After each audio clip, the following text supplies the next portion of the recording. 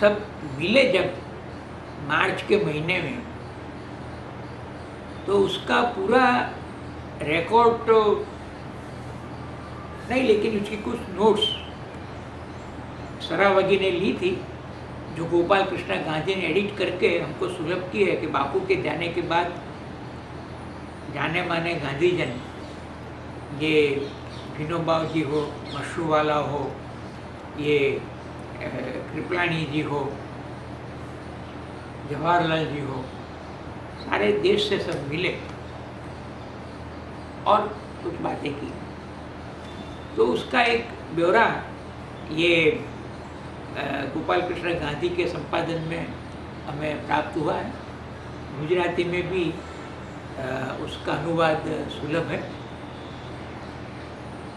लेकिन उस वक्त 2-3 बात सामने आई, सम अनरिजॉल्व इश्यूज। एक तो क्योंकि सरकार थी और जवाहरलाल जी वगैरह सरकार के लोग वहाँ थे, कुछ पुलिस का बंदोबस्त था। तो कृपलानी जी बार बार पूछते हैं कि पुलिस यहाँ क्यों आई। अच्छा, अब जवाहरलाल, खैर छोड़िए, जवाहरलाल जी कहते हैं कि भाई आप लोग तो सब गांधी में जमे हुए रमे हुए हो, मैं तो बापू का की आज्ञा में रहने वाला और सब मतभेदों के साथ उनका सिपाही था, लेकिन मैं ऐसा गांधी चिंतक नहीं हूँ जैसे आप सब लोग यहाँ इकट्ठा हुए और इसमें रमे हुए। तो आप मुझे बताइए कि गांधी के हिसाब से मुझे सरकार में क्या करना चाहिए।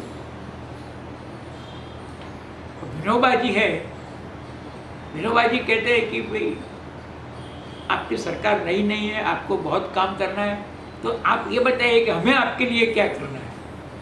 अब ये दोनों बात सही थी, जायज़ थी। उस वक्त को सबको साथ रहना था। तो जवाहरलाल का ये कहना कि आप बताइए और विनोबा का कहना कि आप बताइए। But Kripalani is raising issue कि नहीं ये पुलिस कहाँ से आई है। तो एक देखिए, अब नए भारत का निर्माण हो रहा है और ये सब एक बात चल रही है। उसी दिनों जयप्रकाश भी है और जयप्रकाश विनोबा जी के साथ वो कोस से पानी निकालने में जुड़ते हैं। तो मिल के काम होता है, ये एक संदेश। जयप्रकाश तो सोशलिस्ट थे, फिर सन 42 में उन्होंने आज़ाद दस्ता करके देश की आज़ादी का एक सशस्त्र प्रतिकार का मार्ग ये भी सोचा था, कुछ कोशिश भी की थी। आज़ाद दस्ता तो उनका भी, आप जयप्रकाश जी भी थे, लोहिया भी थे, सब थे। स्वराज के बाद सत्ता में नहीं जाते हुए इन्होंने कांग्रेस सोशलिस्ट पार्टी के को स्वतंत्र बनाकर एक स्वतंत्र राह चुनी। उनका बड़ा स्थान था जयप्रकाश जी का। जब नेहरू और पटेल दोनों कैबिनेट में थे तो कांग्रेस का नेतृत्व कैबिनेट के बाहर से किसको होना चाहिए। तो one of the names that Gandhi mooted was that of Jayaprakash. Gandhi ने कहा नहीं, अब नेतृत्व जयप्रकाश करेगा कांग्रेस का। तो that was Gandhi suggestion, which was not accepted, it's a different story. But Jayaprakash reaching Sevagram, spending time with Vinoba और उससे पानी चलाने में विनोबा के साथ जुड़ जाना, तो साथ मिल के काम होता है, सिंचन होता है, ऊर्जा पैदा होती है, फसल बनती है। There was a message, a Congress socialist with all is socialism, एक नैतिकता और करुणा के आधार पर की नई सहभागिता और एक माने में समाजवाद की एक नई भारतीय परिभाषा, ये यहाँ देखते हैं और कहते हैं कि I find some light here. I find some like here. फिर भूदान आंदोलन, उसका एक राजनैतिक पहलू, उसका आना ना आना, ये सब इतिहास के लंबे दौर पर है, लेकिन अब उसकी डिटेल्स में और मैं नहीं जाऊंगा। उन दिनों मैं कृपलानी जी के काफ़ी करीब था, तो I recall Kripalani ji dictated note कि भाई एक और आंदोलन की बात चलती थी जयप्रकाश जी की, और दूसरे और विनोबा जी की एक भूमिका थी। तो Kripalani ji dictated note in which was published कि भाई we have enough of saints. It was Kriplani's comment, but what is the need of the hour?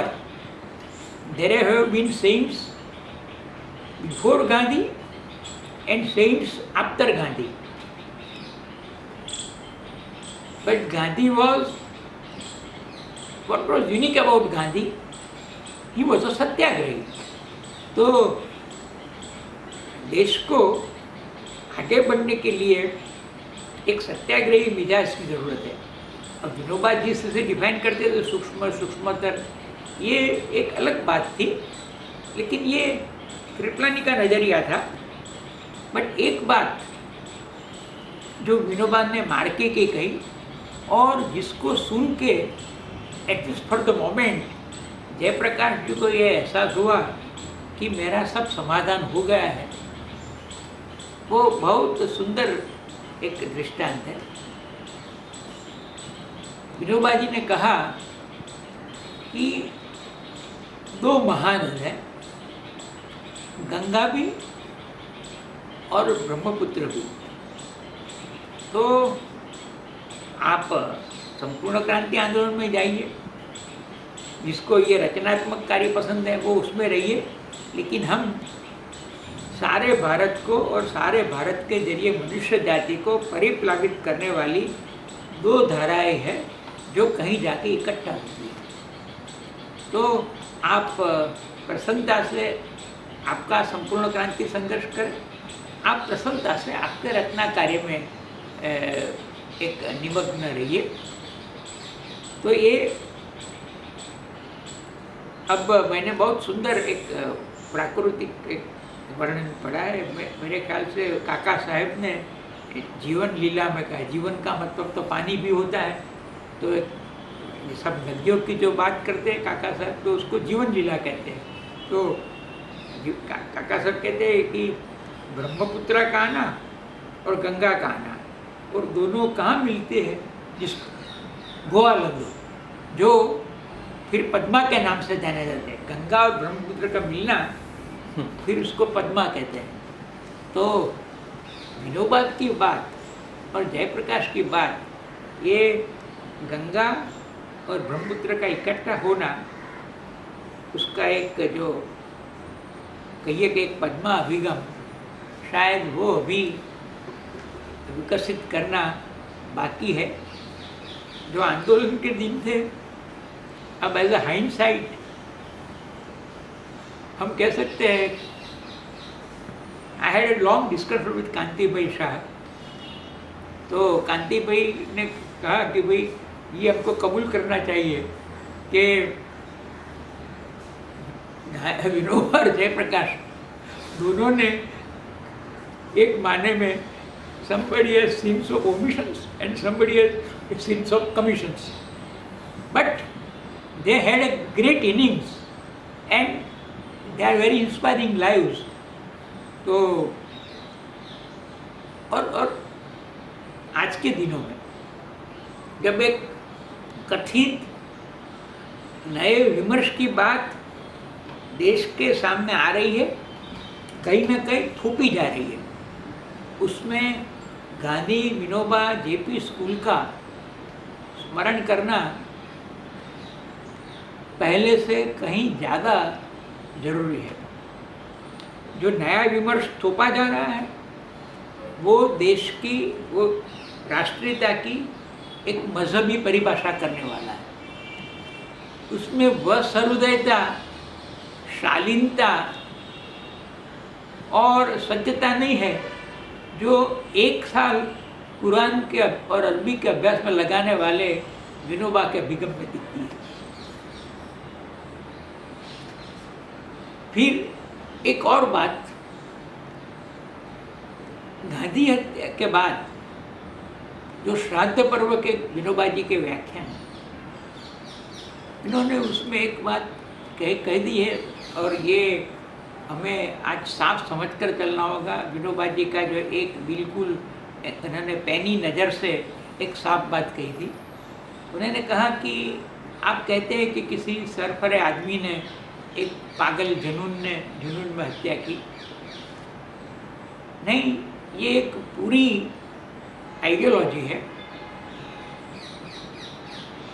फिर उस समय के संचालक गोरवलकर के वचनों का उल्लेख करके विनोबा जी ने कहा है कि वो कहते हैं कि आतताई का वध करना चाहिए।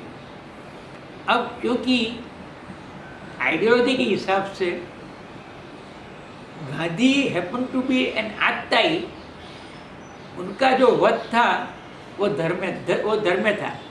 तो ये इस फिलोसॉफी में, इस आइडियोलॉजी में आप देखिए गांधी वध ये प्रयोग आता है। गांधी वो जैसे कंस वध वैसे गांधी वध। तो ये विनोबा ने यानी इतने शार्पली देखा था, वो शायद बीच के उसमें हम पूरा नहीं देख पाए, पूरा समझ नहीं पाए। लेकिन आज जिस प्रकार का विमर्श थोपा जा रहा है, मेरे हिसाब से गांधी विनोबा जेपी स्कूल, उसके जो प्रतिपादन, उसका आज जितना महत्व है, स्वराज के बाद शायद इतना महत्व एक मायने में कभी नहीं था। तो विनोबा 125 के निमित्त मैंने कुछ स्फुट विचार रखे हैं। हालांकि उसमें लूज एंड्स भी काफ़ी है, और भी बातें कर सकते हैं, लेकिन कहीं ना कहीं तो अटकना चाहिए। तो विनोबा जी को वंदन करते हुए, विंड टावर्स की घटना के इतने साल पहले विधाता ने 11 सितंबर का जो एक नया प्रतिमान सत्याग्रह के निक्षेप से लेकर विनोबा के जन्म तक हमारे सामने रखा, उस पैरल को याद करते हुए मैं मेरी बात खत्म करता हूँ।